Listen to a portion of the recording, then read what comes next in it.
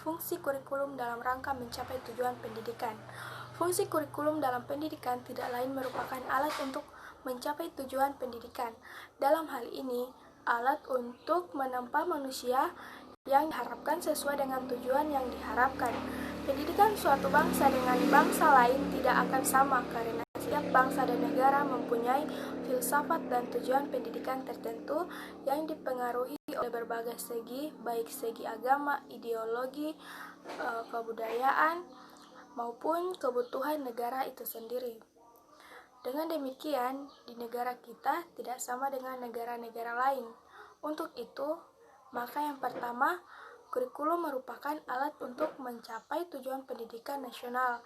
Yang kedua, kurikulum merupakan program yang harus dilaksanakan oleh guru dan murid dalam proses belajar, mengajar, guna mencapai tujuan-tujuan itu.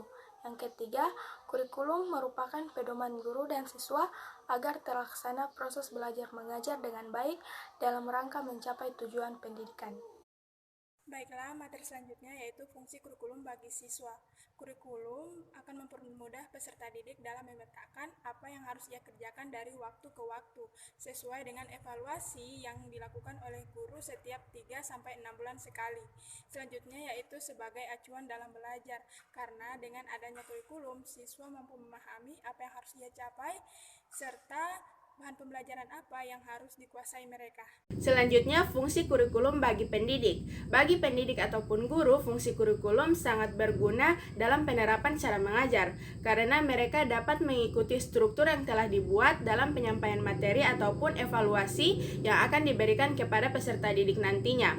Fungsi kurikulum di sini juga dapat diartikan sebagai pedoman kerja bagi pihak pendidik ataupun guru.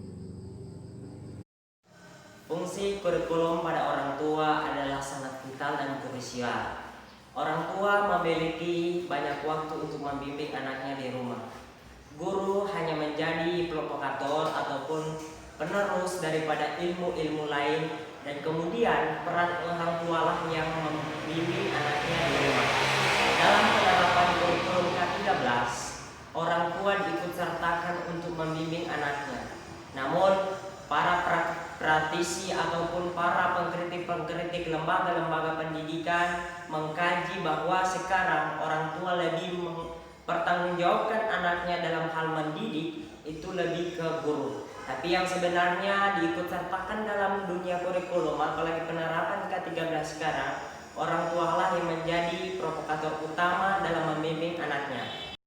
Yang selanjutnya, fungsi kurikulum bagi sekolah dan dinas pendidikan, yaitu untuk menyeragamkan pengetahuan dalam sebuah kelompok.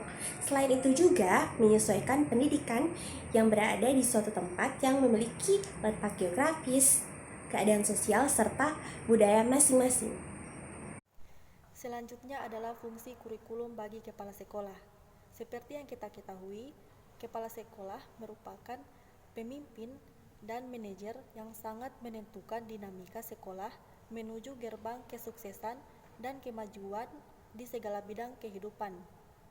Kapasitas intelektual, emosional, spiritual, dan sosial kepala sekolah berpengaruh besar terhadap efektivitas kepemimpinannya.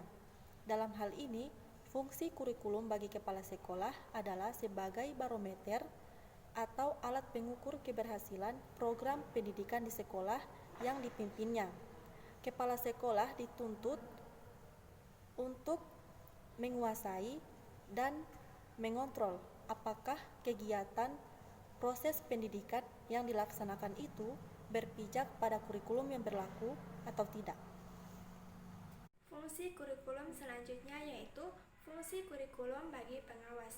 Bagi para pengawas, fungsi kurikulum dapat dijadikan sebagai pedoman, patokan, atau ukuran dan menetapkan bagaimana yang memerlukan penyempurnaan atau perbaikan dalam usaha pelaksanaan kurikulum dan peningkatan mutu pendidikan.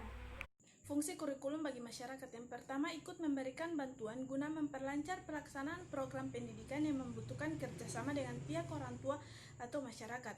Yang kedua ikut memberikan kritik atau saran yang membangun dalam rangka penyempurnaan program pendidikan di sekolah agar lebih serasi dengan kebutuhan masyarakat dan lapangan kerja. Yang ketiga, masyarakat bisa mengetahui apakah pengetahuan, sikap, dan nilai serta keterampilan yang dibutuhkannya relevan atau tidak dengan kurikulum suatu sekolah. Fungsi kurikulum bagi pemakai lulusan yang pertama, ikut memberikan kontribusi dalam memperlancarkan pelaksanaan program pendidikan yang membutuhkan kerjasama dengan pihak orang tua dan masyarakat. Yang kedua, ikut memberikan kritik dan saran yang konstruktif demi penyempurnaan program pendidikan di sekolah agar lebih serasi dengan kebutuhan masyarakat dan lapangan kerja. Yang ketiga, instansi atau perusahaan yang mempergunakan tenaga kerja yang baik dalam arti kuantitas dan kualitas agar dapat meningkatkan produktivitas. Nah, berikut mengenai fungsi kurikulum bagi suatu instansi atau perusahaan. Instansi atau perusahaan yang mempergunakan tenaga kerja bisa menggunakan kurikulum untuk meningkatkan kuantitas produk atau kualitas pekerja yang nantinya akan memperlancarkan suatu bisnis bagi perusahaan atau instansi tersebut. Selain itu, dapat memberikan kritikan atau saran yang membangun dalam rangka program pendidikan di sekolah agar lebih serasi dengan kebutuhan masyarakat dan lapangan kerja. Yang terakhir yaitu fungsi kurikulum bagi penulis buku ajar. Yang pertama, untuk dijadikan pedoman dalam menyusun bab-bab dan sub-subbab beserta dengan isinya. Yang kedua, bagi para penyusun buku ajar, memahami kurikulum merupakan suatu keharusan karena dalam menyusun buku ajar yang sesuai dengan kehendak kurikulum, maka cara satu-satunya yaitu dengan membaca dan memahami kurikulum itu sendiri. Yang ketiga, para penyusun bahan ajar terlebih dahulu membuat analisis instruksional untuk dapat membuat berbagai pokok bahasan dan subbahasan, kemudian menyusun garis-garis besar program pembelajaran atau GBPP untuk mata pelajaran tertentu yang bersumber dari sumber yang relevan, yaitu bahan cetak yang diperoleh dari narasumber, pengalaman penulis, dan lingkungan.